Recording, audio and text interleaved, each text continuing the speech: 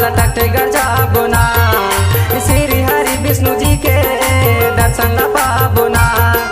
चल भैया चल दीदी चल टकटगर जाबो ना, श्री हरि विष्णु जी के दर्शन ला पाबो ना। आनी बानी के खोआ मिठाई, आनी बानी के खोआ मिठाई मेला में खाबो ना, मेला में खाबो ना। चल दीदी चल भैया चल टकटगर जाबो ना, श्री हरि विष्णु जी के दर्शन ला पाबो ना।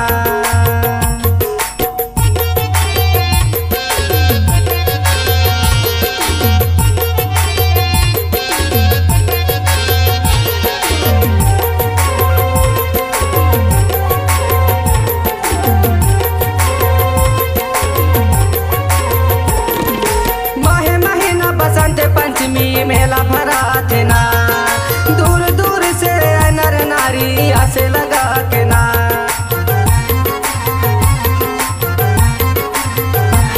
अरे माहे महीना बसंत पंचमी मेला भरा थे ना, दूर दूर से नर नारी आसे लगा के ना।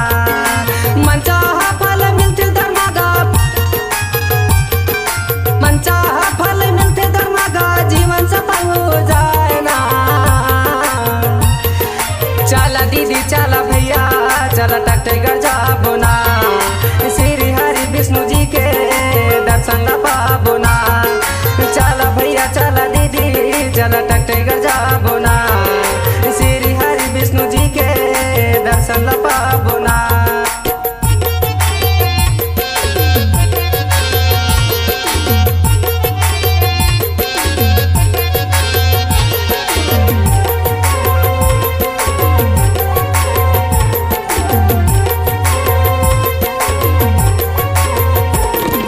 जम्मू संगवारी यौ नर नारी आही दादा महतारी, जम्मू संगवारी यौ नर नारी आही दादा महतारी।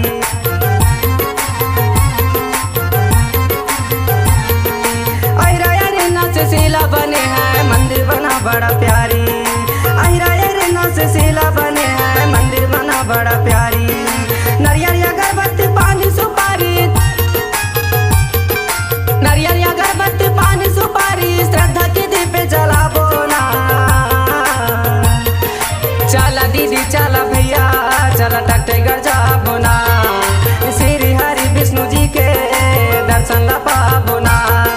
चला भैया चला दीदी चला टकटगर जाबो ना, श्री हरि विष्णु जी के दर्शन ला पाबो ना।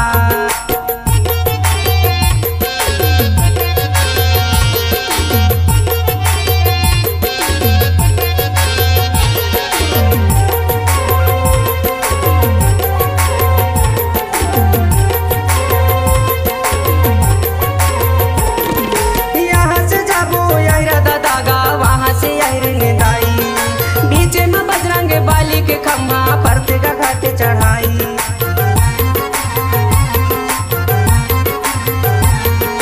यहाँ से जाबो यही दादा वहाँ से यही निदाई, बीच में बजरंग बाली के खम्भा परते का घाटे चढ़ाई।